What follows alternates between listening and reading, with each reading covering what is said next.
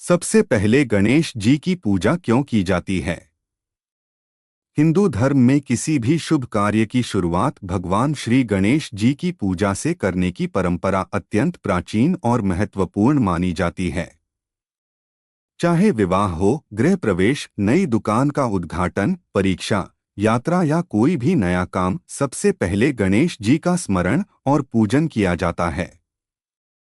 उन्हें विघ्नहर्ता यानी बाधाओं को दूर करने वाला और सिद्धिविनायक यानी सफलता देने वाला देवता माना जाता है। इस परंपरा के पीछे धार्मिक, पौराणिक और आध्यात्मिक कारण हैं, जिन्हें समझना बहुत आवश्यक है। एक, गणेश जी का जन्म और महत्व।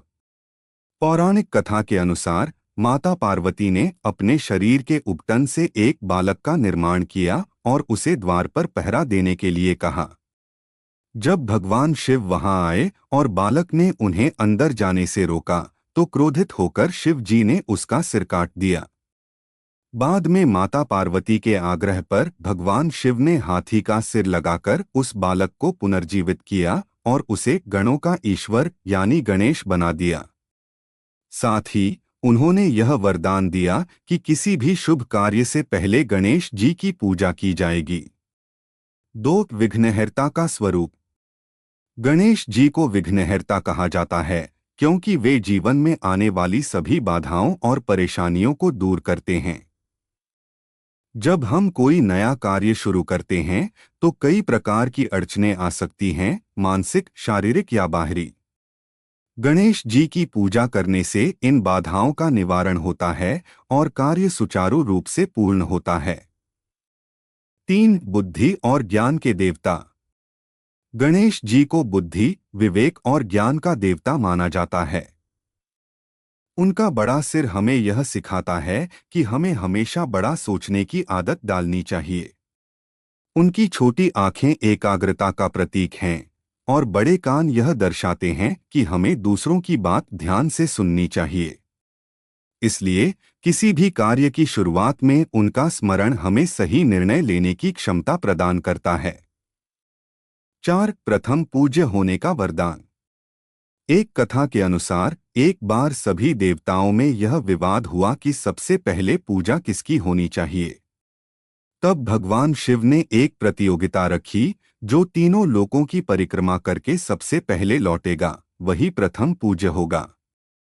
सभी देवता अपने अपने वाहन पर निकल पड़े, लेकिन गणेश जी ने अपने माता पिता की परिक्रमा की और कहा कि माता पिता ही उनके लिए पूरा संसार हैं। उनकी बुद्धिमत्ता से प्रसन्न होकर उन्हें प्रथम पूज्य घोषित किया गया। 5, गणेश जी का प्रतीकात्मक स्वरूप। गणेश जी का स्वरूप हमें जीवन के कई महत्वपूर्ण संदेश देता है। बड़ा सिर, सोचने और समझने की शक्ति। छोटा मुंह, कम बोलना। बड़े कान, अधिक सुनना। एक दांत, अच्छे को अपनाना, बुरे को छोड़ना। मोटा पेट, हर परिस्थिति को सहन करने की क्षमता। 6, धार्मिक ग्रंथों में महत्व। वेद, पुराण और अन्य धार्मिक ग्रंथों में गणेश जी की महिमा का विस्तार से वर्णन किया गया है। हर मंत्र, यज्ञ और पूजा में सबसे पहले उनका आह्वान किया जाता है। ओम गं गणपत्ये नमः मंत्र का जप करने से मन को शांति मिलती है और कार्य में सफलता मिलती है।